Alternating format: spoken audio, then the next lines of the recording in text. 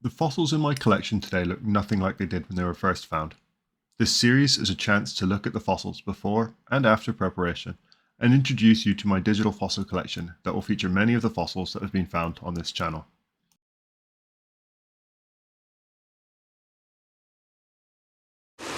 Yeah, the day has turned very silly. There's another beautiful one. A bit broken on this side with the beautiful calcite chambers, but yeah, there's a complete Harpoceras in this as well, with the nice little gracile decks. And in fact, this might be two. Yeah, I think this is actually two. There's another one here. They sat on top of each other. Oh, Jesus. I wanted a Harpoceras today.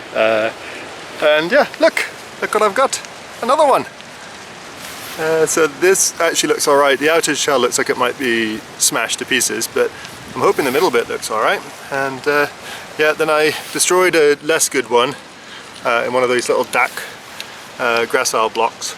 And then there's another little one there. That one looks a beauty. It was a very silly day down at Sandsend, and this is the first specimen we saw in the video. You can see the DAC graciles also there. Sadly no middles or anything making them worthwhile to prep. And as you see the edge, what I thought might have been a second one, I think is now being decided is probably the outermost whorl of the one that you'll see in a second. Those calcite chambers are still there and are still spectacular, as is the actual specimen itself.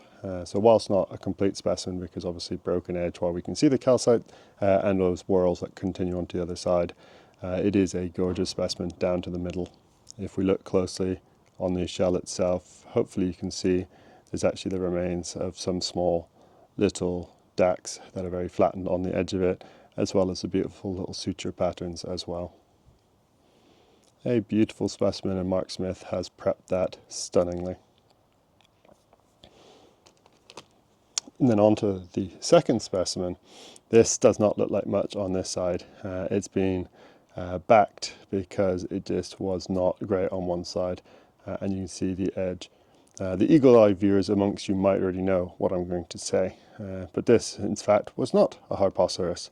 It is a closely related species called a Claviceras, or a Claviceras, and it is a beautiful example. The innermost section is pretty much complete and perfectly preserved. The outer whorl was all collapsed and crushed, and so has been carved slightly back just to ensure that we could see something, and in Mark Smith's words, to make it not look like a dog's dinner. So whilst I don't normally get them carved, that one was an essential requirement so that it actually looked like an ammonite. And if you look at them side by side, you can actually see the difference. In the Harpoceras, they have a much more distinctly defined scythe-like shape to their ribbing, where in the Claviceras specimens they're not as extreme, and so you can see they're kind of a gentle wave rather than that sort of scythe, really distinct shape. So two beautiful specimens by Mark Smith and two great ones to add to the collection.